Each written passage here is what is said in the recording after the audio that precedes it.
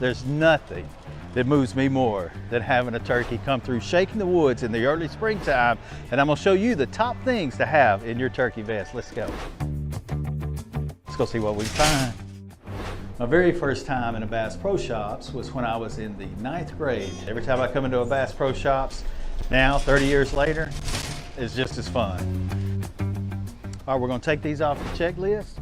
Don't forget, a few things of hot hands. Early season can be really, really cool. Good face mask and a good set of gloves. Don't use your regular hunting gloves that you use during whitetail season. You're gonna want something that's thinner because you've got some possible warm days ahead, and to be able to manipulate in and out of the trigger area when you're getting ready to shoot that shotgun. Hey, as you can see, there's a lot of turkey vests to choose from. I love the redhead vest. This is the very one that I've got, the Striker Elite. This one right here is one that I would recommend, but guys, come in, try them on. But whatever you find in a vest that you like, make sure it has a good seat that you can sit down on, and also a lot of pockets. Let's go over what to put in them pockets. Man, all about the turkey calls. You gotta have a lot of different calls, you know, and I'm gonna tell you a little bit of an example of what I like. Some people say, well, you got a box call.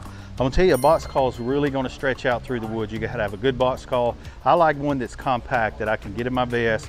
This is what you're gonna need on those windy days when you're really trying to get a response on those calls.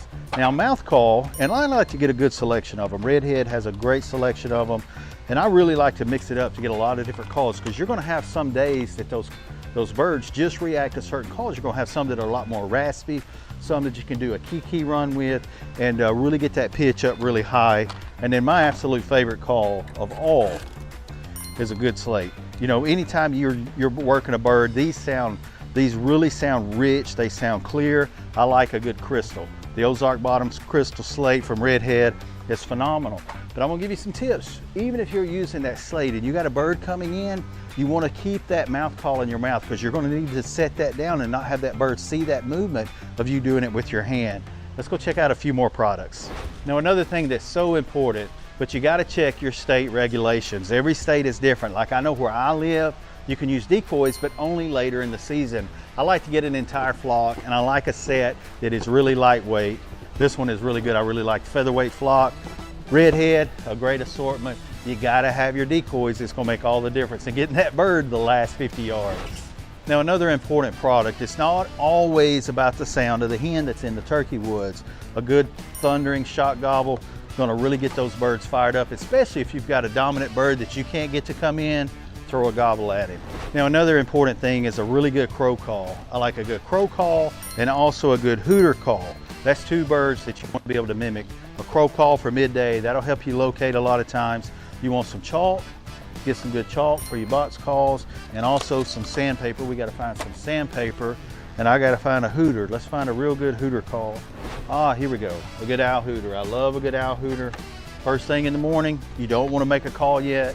You wanna be able to see if you can locate those birds, and it's also a great call to do late in the evening when you wanna roost a turkey. Hey, another great product, and I was weary about this the first time I tried it. A buddy of mine had one, because I'm always about getting against the tree, especially if you've got someone that, let me turn it around and show you. This is the Cabela's Turkey Lounge Chair, but any lounge chair really, I'm gonna tell you, this is a game changer. Something lightweight to tote, especially with a lot of people going to the 20 gauge, etc., carrying around a lighter gun. Carrying a lounge chair can make a world of difference, especially if you're taking dad or somebody out that may be having a little bit more trouble getting up and down. That's a game changer. Hey, another important item is a good lock blade knife that you can keep tucked away in your turkey vest. You never know if you're on the other end of the property and you need to field dress a turkey while you're out in the woods. This is something that's gonna make carrying that bird in a whole lot lighter. All right, another essential, I like to keep a bag of wipes, no explanation needed. Hey, and a good set of binoculars, something that's gonna be small. This probably isn't gonna be the biggest set that you're gonna take for very long distance whitetail hunting. Compact camouflage fits in your vest great. Have a great day. Hey, thank you so much.